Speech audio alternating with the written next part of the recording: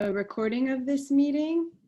We'll record this meeting and post it to the IARPC website for anyone who is not able to attend today.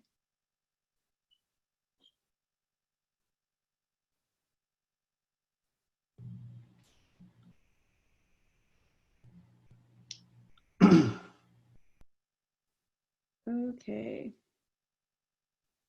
I'm going to close the poll now. So I'm still getting a couple more answers in, but I'm going to go ahead and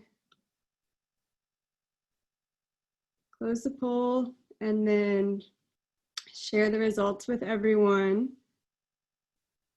So it looks like we've got quite a range of familiarity with IARPC and familiarity with the Arctic Research Plan, a little bit less familiar with the plan than with IARPC, which makes sense. And then a pretty even distribution there for what research goal is of interest. Okay, thanks everyone. And with that, I am going to stop sharing the poll and I'm going to turn it over to Simon here for an exciting IARPC announcement. All right, thanks Meredith. Can you hear me? We can. All right, great. So it says IARPC announcements, but there's only really one that I have, and I think we're very fortunate to have Larry Hinsman, Dr. Larry Hinsman, join us, not just in this meeting, but in his new capacity as the Assistant Director for Polar Sciences in the Office of the Science and Technology Policy at the White House. So this is a position that's been there for about a decade now, and Larry comes to us very well qualified to fill in that role. His previous position was Vice President for Research at the University of Alaska Fairbanks. I first knew Larry when he was a hydrologist working extensively around Alaska and Russia. And then shortly afterwards, he transitioned into the new role, into the role of the director of the International Arctic Research Center at UAF. When its founding director, Akasofu, retired. So those were big shoes to fill, and Larry filled them very well. After several years in that role, he then progressed to his position as VP for Research at UAF. I think in that role, one of the highlights was UAF hosted the Arctic Science Summit Week, which is a International Arctic Science Committee-led event, an annual event, hosted in different countries each year, a different country each year. And in 2016, it was hosted in Fairbanks. And I would credit this meeting particularly as a transitional meeting, or as we like to say in NSF, a transformational meeting, when Indigenous involvement in the Arctic research endeavor was recognized as a critical element for the first time with the broader research community. A lot of people worked to make that happen, but I credit Larry for his leadership role in helping develop the agenda and the participation for that meeting. Most recently, recognizing Larry's leadership as the U.S. delegate to IASC, the International Arctic Science Committee, he was asked to serve as president of that body, guiding the conversations about building collaborations in international Arctic science. This is a role he is going to be allowed to keep. The presidency role is one he's going to be allowed to keep in his new role at OSTP. The U.S.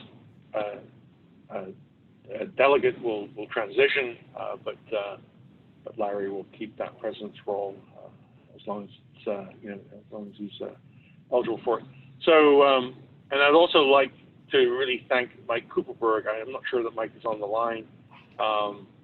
Mike has been holding things together in IARPC for the last year or so. I think it's been almost 2 years now, with his usual extraordinary charm and skill, with some help from folks in the IARPC staff, even while he kept his day job at the U.S. Global Change Research Program, which is his primary role.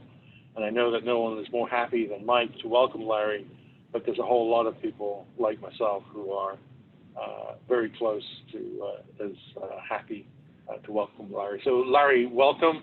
And I wonder if there's a few words you'd like to say at this point. Well, thanks, Simon. Thanks very much for that probably overly generous introduction. That was very kind. I've been involved in IARPC for a long time. I really appreciate it, and I think it's a wonderful group. I'm just delighted to be involved, and I'm really excited about my role in the Office of Science Technology Policy. I just noticed my contact information on the webpage that was just up is dated, or this is my, let's see, it's halfway through my third day at OSTP, so it hasn't been corrected yet. In that I will have a new email address and a new phone number shortly. So stay tuned for that. And I think there's a tremendous amount that of goals and priorities that we really want to push forward, and I really hope that I can help the community and help the federal government reach those goals. I think there's a lot to do, and I'm really excited about that. I was just bouncing through all the pages and pages of participants on this this call, and I see a lot of familiar names. I know a great deal of the people here, and I hope I can help and serve you in reaching the goals, reaching the activities that we want to do. And so please stay in touch with me, and we'll work together to move this forward. So thanks all for your engagement. Thanks, Larry. I think I'm turning it back to you now, Meredith. Yep, thank you. Thanks, everyone. And well, I am going to move on to the next agenda item, which is actually Simon and Nakush here, and it's the primary motivation for our webinar today, which is to share some information about the Arctic Research Plan, and then afterwards we'll have a Q&A session. So can everyone see my slides here? I can. Okay. Great, so Simon, whenever you are ready. Okay. So I'm going to take the first 5 or 6 slides here and then hand it over to Nakush to talk to you about the really exciting piece, which is the development of the new plan. But I'm going to give you some background. So here are the symbols of the 14 agencies that make up IARPC. We actually can occasionally, or from time to time, squeeze in another interested agency in if there's one that's interested in a particular topic. So next slide.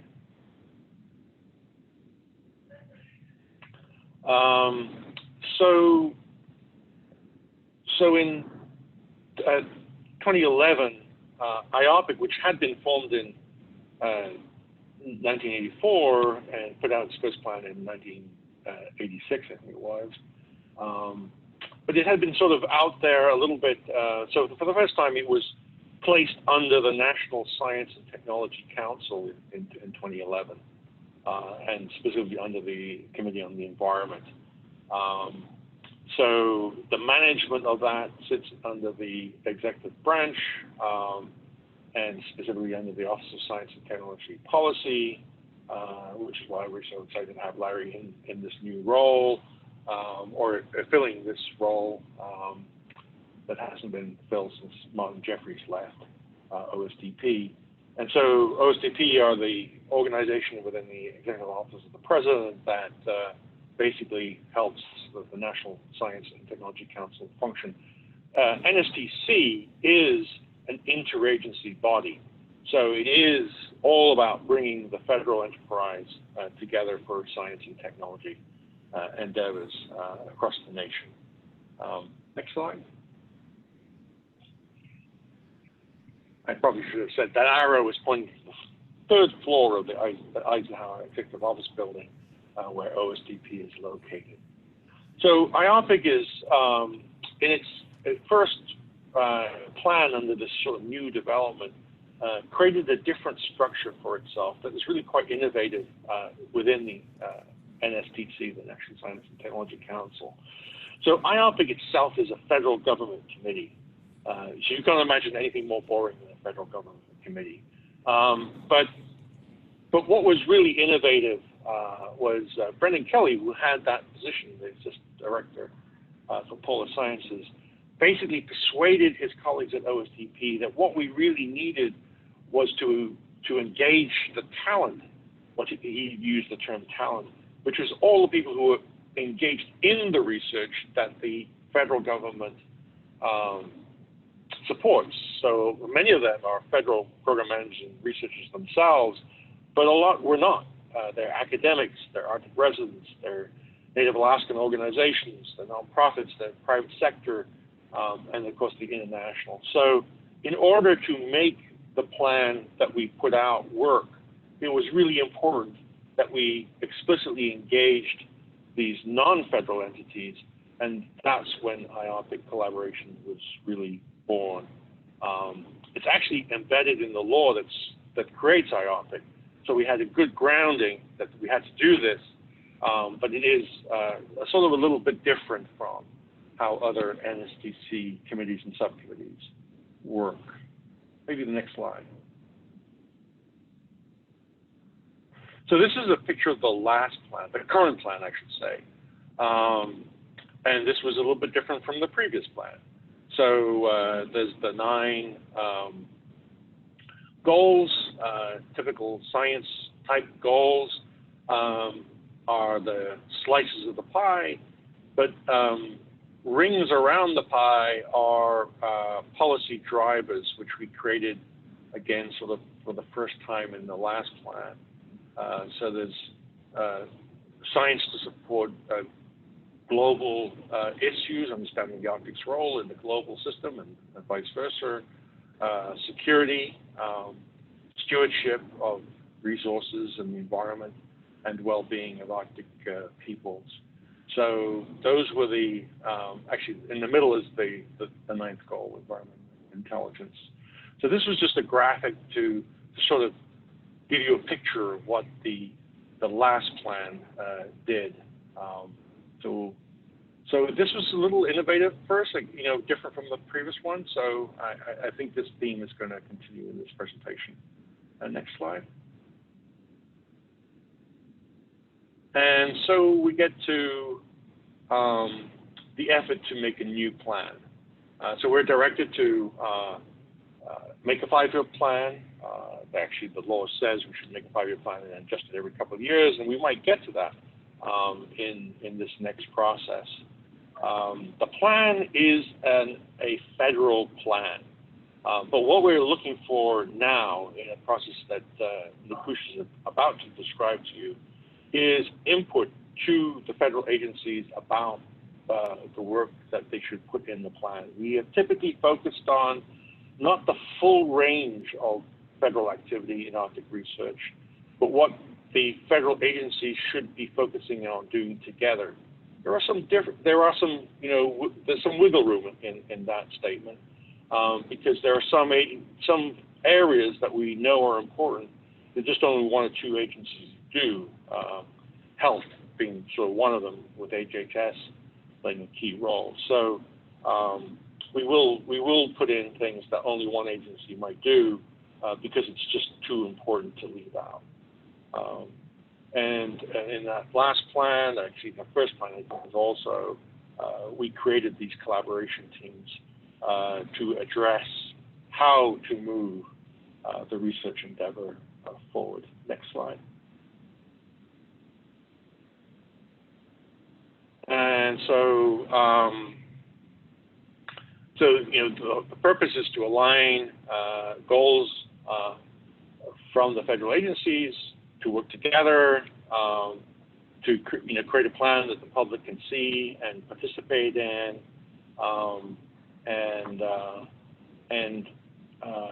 our focus in the past has been on the basic research, but as I think Nakush is going to talk a little bit more, we certainly are very open to including more applied research as we move forward. So at this point, we sort of I'll hand it over to Nakush to give the next slide, and she'll talk about the process for the new plan and its development. And I'll say that Nakush is joining us in the role of helping IARPC develop a plan that is responsive to the agency's needs, to the research community needs, to the indigenous needs. So much more of a strategic role and the engagement role in a role that Sandy Starkweather actually did for us in the last plan, and Nakush has that role in this current plan. So over to you, Nakush. Thank you very much, Simon. And hi, everyone. It's great to see so many familiar names. As Simon said, I am Nakush Carlo. I'm the Plan Development Director, and I joined the IARPC team in April. So also a little bit new, but I'm not new to the IARPC plan process itself, having worked on it some 10 years or so ago. Can we go to the next slide? Thanks. So as we're looking at this current process to develop the next plan, which will cover the 2022 to 2026, we've kind of broken things up into 4 main different areas. And the highlighted piece that you see in the second box is where we are now.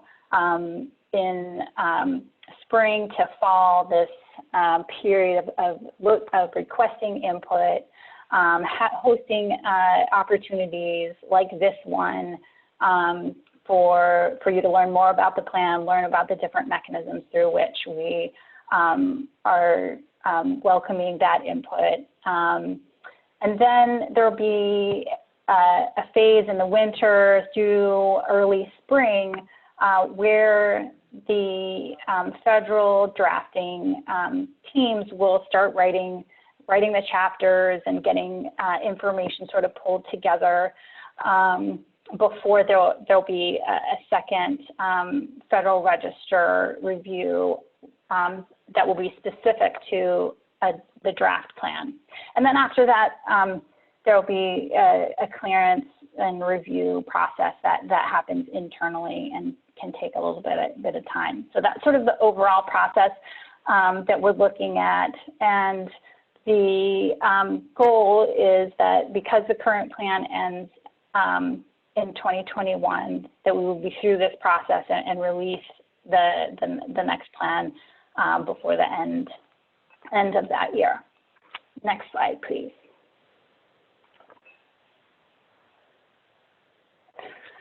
So we mentioned the Federal Register, the current request for information, and sort of the events that we're putting on, and that others are putting on as they're kind of collecting information from different areas and subject matters and expertise. We're really looking forward to information from all of you, whatever you're able to contribute. The information that we receive will be used in a couple different ways. One is that there's a workshop planned for September, and so we'll do an effort to synthesize the information that we received and use that to inform the workshop that will make some recommendations about what the framework of the plan might look like and how it might be structured before it goes forward for approval by the IARPC principals. The other useful bit of information about the input that we received is that it will be collated. It is collated and tracked in a way so that when the writing teams are in their writing process and they have a question about something or they need some more information, they can use that information and help. It will help inform the writing that they're doing. So that's the sort of main ways that we're looking at using the input from the team. Next slide, please. So I've mentioned the Federal Register request for information opened on April 3rd. That period is closing on August 2nd. And there's two specific things that are a little bit general but important to pay attention to in that request, and that is looking for feedback on the content of the plan, and also looking at sort of how the plan is currently organized. So it currently has the 9 research targeted 9 research areas, and then policy drivers. So if you had thoughts about the organization, those are also helpful. I think it's also might be helpful to think about some other questions as you're thinking about input, because it could extend to what are some critical issues for your community, for your region, for your organization, and then what kind of knowledge or research might help to address any of those issues that you've identified. Next slide, please. So I've mentioned that there's a couple of different avenues and mechanisms through which to contribute. One is through the actual Federal Register notice. You can also email us at the address that's listed here. We have an online form on the website that you can fill out and submit your information that way. We have a Facebook Collaborations Facebook page, I guess, and there's a list of public webinars like this that's also on the web page. And we're also would welcome any strategic plans that already exist that are relevant to Arctic research and that you think are important and critical to take into consideration. We have a list of current resources, kind of looking around and trying to pull those resources together. There is a list on the website, so you can look at and see what we already have and see if the document that you might be particularly interested in is already there. And then here's the website. I've been talking about the website. Here's the website that has a bunch of information, including this list of ways that you can contribute. It also has background information, says some short briefing papers, FAQs about the current plan, FAQs about the public input period that we're in now. So there's a lot of good resources there, and so I encourage you to look at that. Next slide, please. So there are a couple things that IARPC has been talking about the plan, having conversations both internally and externally for a while now, maybe since October. We've been at different events, and there's some things that have emerged and have come up frequently, and so just wanted to mention some of those for you now, so you can think about that. And some of the things that have come up is really taking a focus on and considering what activities that we could do that would respond to the priorities of northern communities. Also considering sort of making that link and looking at activities that support decision making where those processes need to happen, and also thinking about strategies for long-term and sustained engagement and also capacity building with northern communities. So those are kind of content related things. There's also been some sort of emerging thinking around what the possible structures could look like. One, way to go forward there is to update what the current format that we have right now.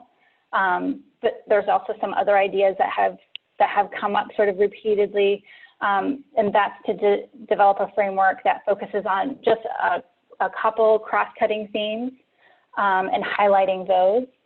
Again, thinking about things that multiple agencies and efforts that would benefit from collaboration.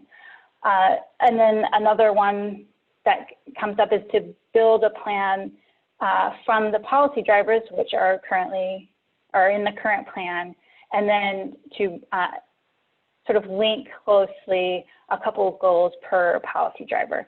So there's just some ideas that have come forward or have come up.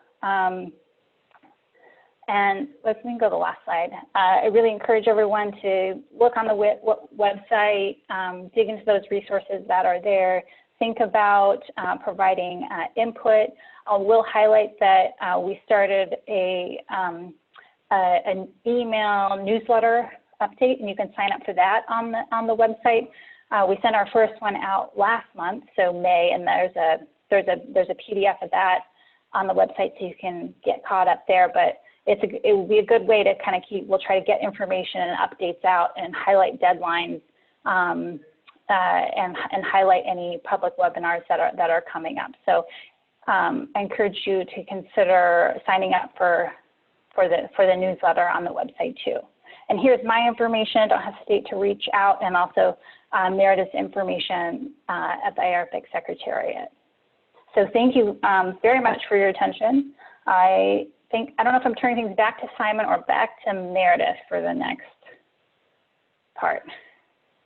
Yep, I will just take over briefly here, and I'm going to share the screen again, and I will also put in the chat box this website that Nikush mentioned a couple of times, where all of the different resources live here. So you can get more information about the plan, IARPC here, ways that you can contribute. Please don't mail in your ideas, as no one is, or there are a few people in the NSF office. So I need to take that off this page. Here's the sign up for the newsletter if you are interested in that. And I will put that in the chat box. And now we're going to move on to just general questions and answers from this group. So you've all been muted upon entry, but there should be probably in the bottom left part of your screen an unmute button, and if you want to ask a question, you can unmute yourself and ask. You can also type it in the chat box, and we welcome any question, no matter how kind of basic or simple you think it is. And just one final thing, I'm sure that Nikush mentioned this, but the Federal Register period that we're open for the comments will end on August 2nd. So I just wanted to reiterate that. Okay. So yeah, anyone who wants to ask a question, please feel free.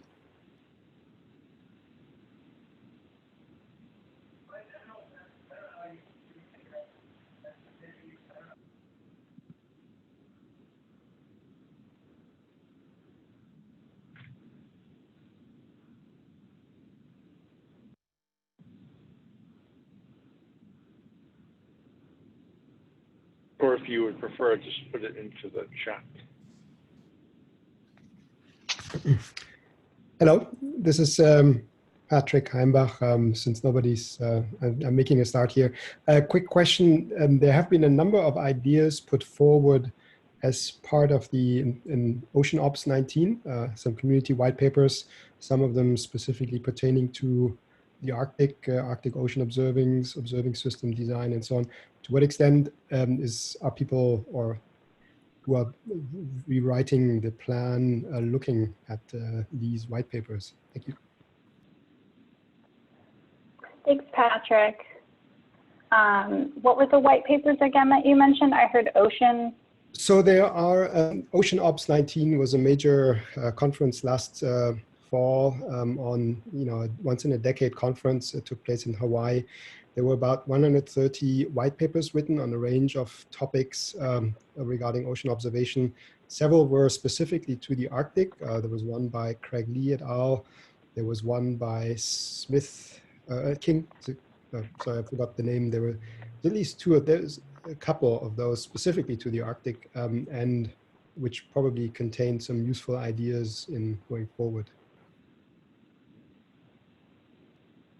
Thanks, we appreciate you highlighting that for us and what added to the list of documents to look at.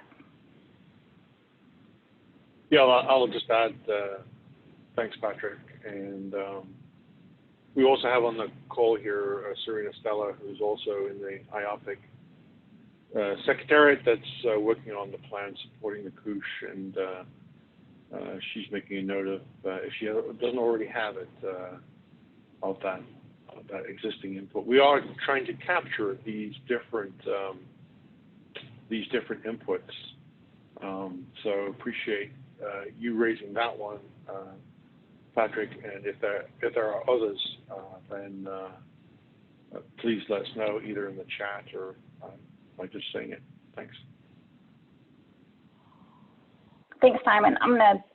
I see there's a couple of questions in the chat box. So there's a question about the August 2nd deadline, and yes, thanks for, we'll clarify that. Yeah, ideally we'd have all the input by August 2nd, because we need to bring that input together and then use that to inform the workshop that's happening in mid-September.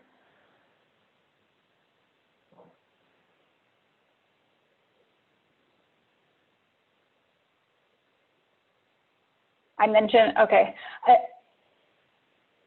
Right. I mentioned northern communities.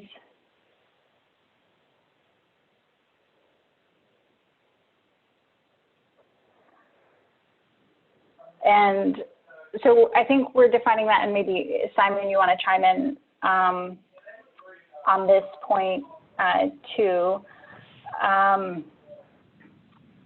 How are we defining northern communities? And I mean, there is a federal definition of the Arctic, and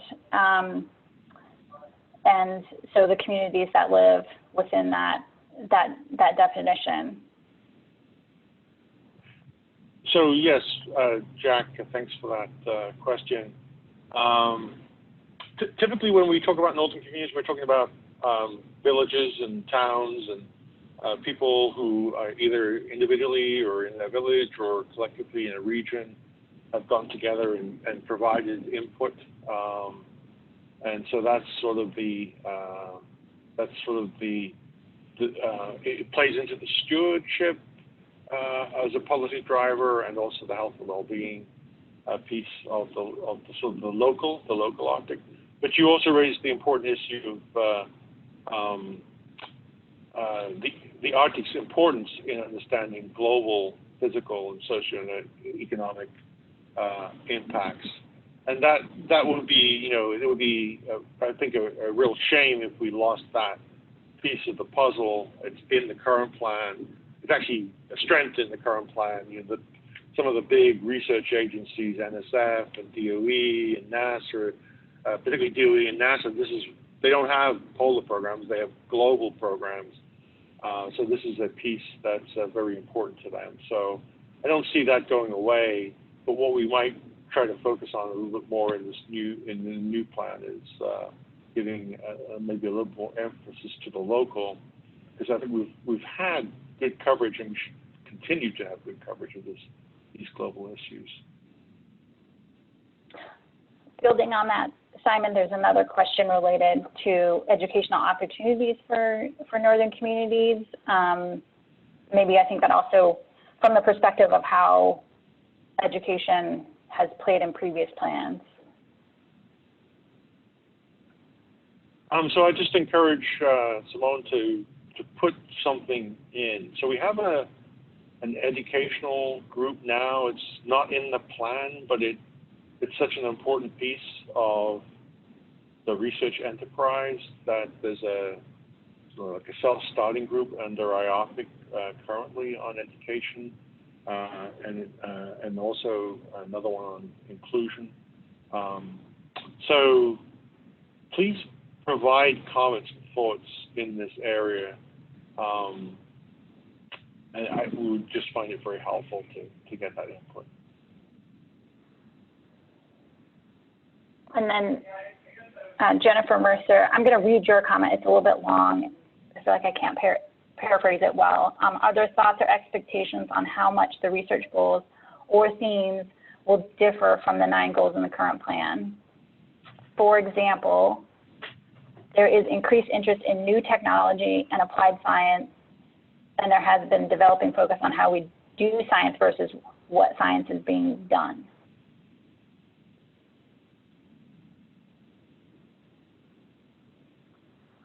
So I'd love to hand one of these over to Larry, but I'm going to give him a break, and I'll take this one on as well. So when one of the groups of people that said, "Hey, what about focusing on fewer goals?" Was our principals, so the leaders in IARPC. In NSF, that's the NSF director, and actually she was Franz Cordova was one of the people who actually said this. Was why don't you have fewer goals? And I was sort of scratching my head thinking, boy, there's so much we need to do. How could we possibly have fewer goals? But what they weren't saying that the federal enterprise, and indeed IARPC, should stop doing the things that we are doing, and that these self-starting teams on the IARPC website. The notion wasn't that we would stop doing this. The notion really was the plan itself would focus on a few things, and we really try to crack those things out, and that when that plan has. So this is the tension between IARPC, the organization, and the plan. And we very much like the collaboration teams. We very much like these bottom-up self-starting teams. And so if you have input on something that you feel it should be there, and we're trying to develop a new group on technology, even though it's not explicitly in this current plan. So I think there's a lot of freedom to the interagency committee on how it addresses issues that come up in the process that Nikoosh has described. So we want the input. We're not constrained by what we currently do or the format of how we currently do it. That said, we can't do everything. There's just not the resources to do everything. So at some point, feds are going to sit down and they're going to write a plan, and we're going to think about how to organize ourselves to do what needs to be done. Thanks, Simon. The next question that I see, I'm just scrolling through the chat box, is from Rachel asking if organizations and individuals can submit comments multiple times to the Federal Register notice, or should you plan on submitting all information at once? I'm not a good person to answer that one, but specific to the Federal Register notice system. But I will say that we have these multiple mechanisms through which you could submit information. Email us more than once. That's definitely okay. And I don't know, Meredith, do you happen to know the answer to this? As far as the Federal Register itself goes, I don't have an answer if you would be able to submit multiple. Actually, I believe that you will be able to submit multiple comments, but as Nikoosh said, there are different ways. So if your organization submits a comment and then you have other thoughts and you want to submit another comment, I think that we're just welcoming whatever feedback we can get. That said, if you are part of an organization that is interested in commenting during this Federal Register period, it could be helpful to kind of gather the thoughts within your organization and submit that in a more kind of coordinated way instead of submitting maybe with individual members. Okay. Thanks for that. Let's see. There's a question about opportunities for early career researchers and how to engage. And generally speaking, we're looking for input from everyone. Actually, Meredith, you might have, you work with the early career team, don't you? Let's hope.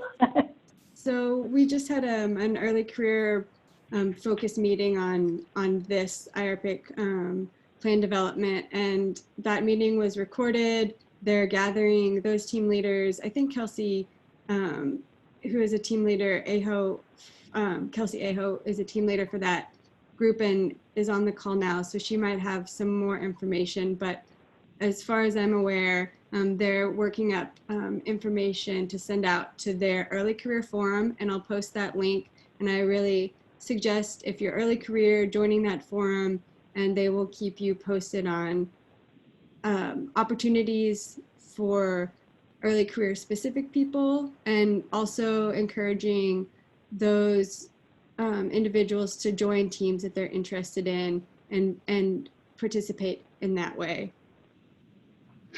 This is Larry. Can I jump in for just a second? One thing we also want to encourage is that if there are groups like early career researchers or other, focused groups, and you want to get together yourselves or, coordinate amongst yourselves so you can have discussions and that you can synthesize your own input, you can put it together and submit it as a group too. So that's, there's a lot of ideas that are better when they're gestated and bounced around amongst people of like minds. And so please do that. Please, it doesn't matter, not just the early career researchers, but any specific discipline or any kind of coordination entity is wonderful. That's a good point, Larry. Thanks. So the next set of questions, two different people asked about this, and I might need to call in Simon here to help answer. The question is there any coordination with European efforts currently in the EU PolarNet? And a similar question related to ArcticNet, which is the Canadian counterpart. Yeah. So thank you for the pointer to the white papers, particularly. So we'll capture that and we'll put that into our sort of strategic plans that exist, input for the synthesis of inputs. And I know ArcticNet has some similar documents, so we'll try to capture those. There certainly have been efforts in the observation side where U.S. agencies have certainly benefited from, I would say, the EU leadership in its funding of fairly large synthetic activities, PolarNet being one of them. So yeah, it'd be good to both tie perhaps specific things into that, plus also explore mechanisms to continue that coordination. One of those mechanisms is the Arctic Science Ministerial, but that's good input.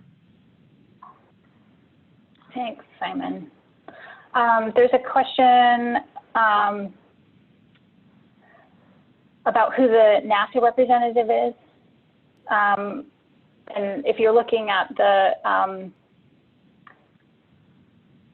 the website, the plan development website, you can see part of our structure is that we have a plan development steering group, which has some representatives from different federal agencies. And you can see who's listed on, who participates regularly in that. We meet monthly. And the question is about the NASA representative.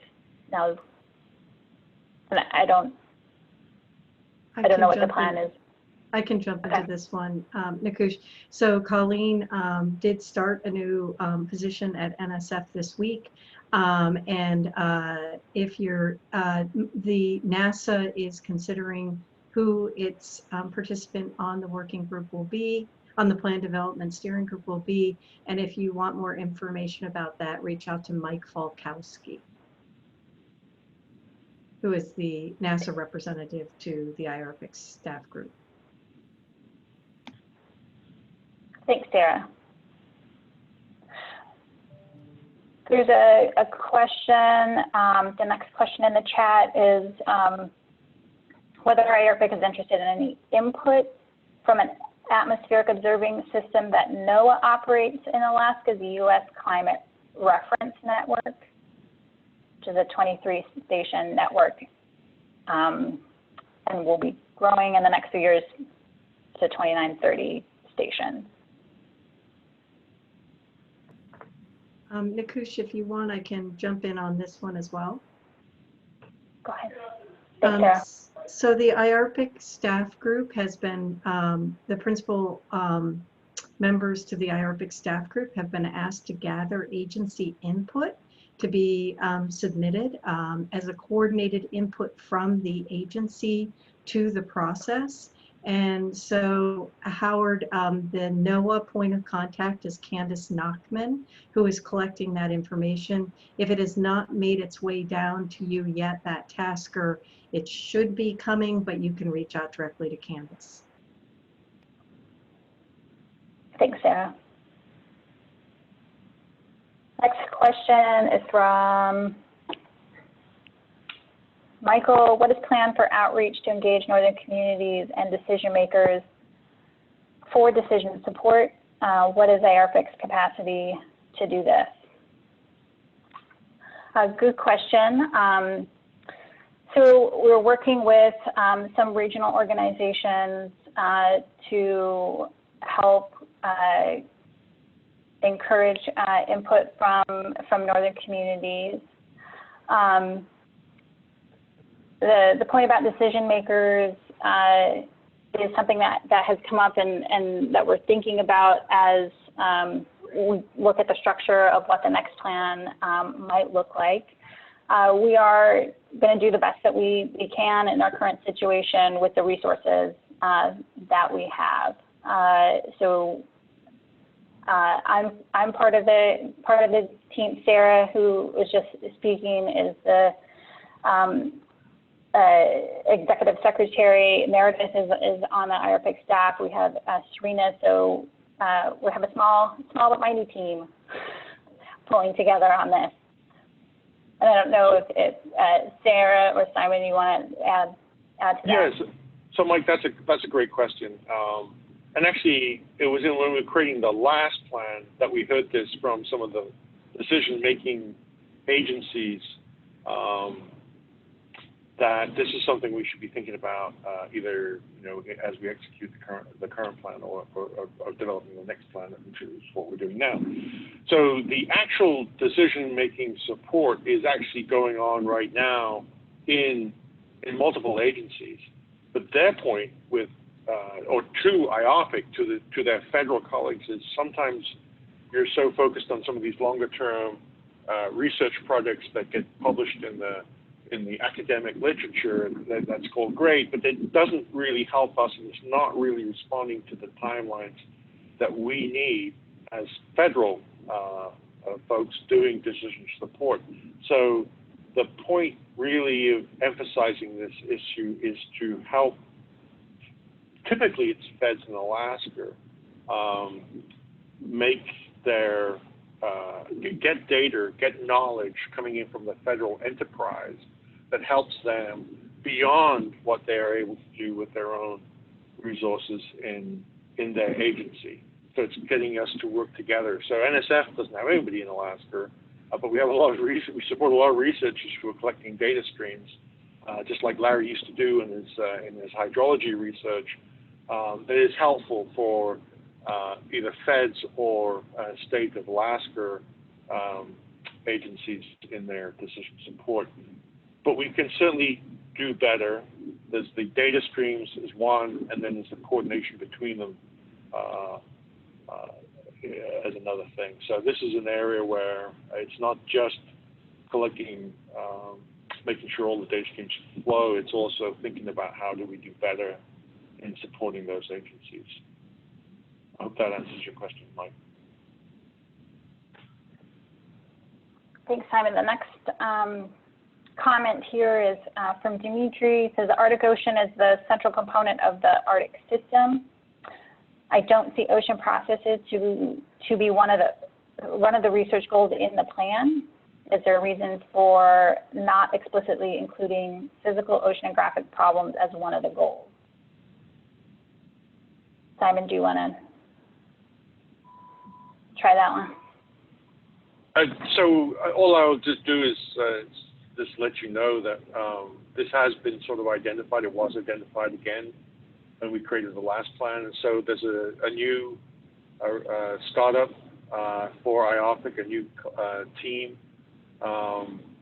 And maybe Meredith, you could pull up their site. I saw you're busy. You were doing it already. That is looking at oceanography, particularly physical oceanography, and we're very excited to see this. And I think we sort of alluded to this before, that some of these teams, collaboration teams, self-forming teams, probably won't go away even if we didn't write them into the new plan. They are serving a purpose. They are coordinating efforts. They are creating a venue for synthesis, and to the degree that we can support all the ones that wanted to continue, we certainly will try to do that. Good point. Mm-hmm. Caitlin, I think you had a similar question following up to Patrick's question about the NASA representative. So I think we've answered this one. So I'm going to skip. I see there's like the messages piling up here. So, and we are near the end of time, so we might only get to a couple more questions.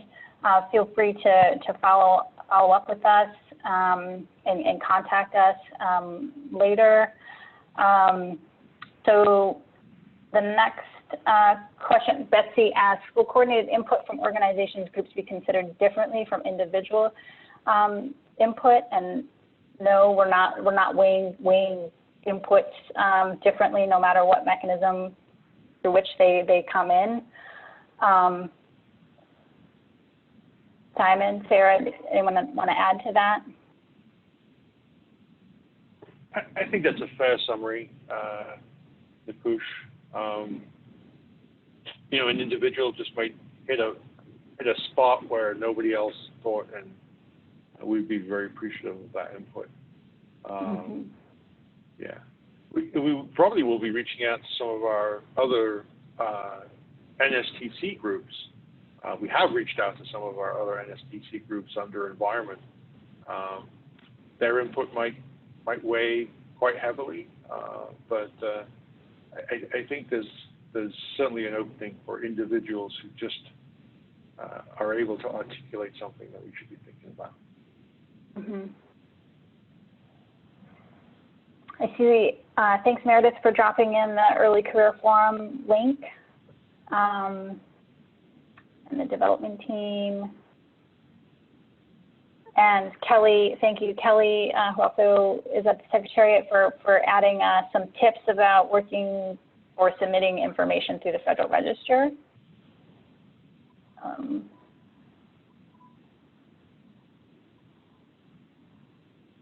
And then Jack adds that a comment regarding physical oceanography as a goal, that potentially some of those processes are included within sea ice and marine ecosystem goals.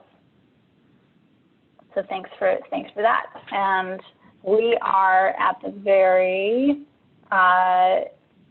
we are close to time. So thank you all for your attention and your participation and your willingness to ask questions and take time out of your day to join us. Meredith, I think, can turn it back to you. I don't know if did you have other poll questions or before we end? Yeah, I just want to say thank you. This meeting is recorded, and we will synthesize any notes that come out of this, and I will post those to the meeting event as well. And I want to let everyone know that we'll have another one of these meetings on, the current plan is to have the meeting, I believe, on July 13th, that Monday. So we can keep everyone updated on how things are going and have another space for questions. Please reach out if you have any questions in the meantime. Okay. Thank you very much. Everyone.